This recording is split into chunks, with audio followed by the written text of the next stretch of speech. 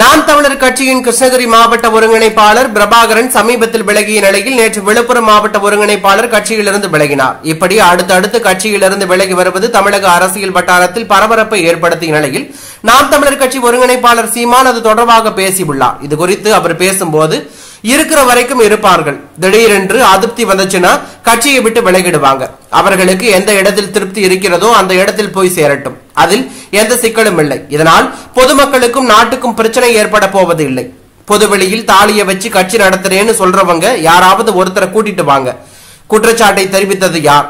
என் பெயரை சொல்லி 5 கோடி ரூபாய் வரை வசூல் செய்திருக்கிறார்கள்.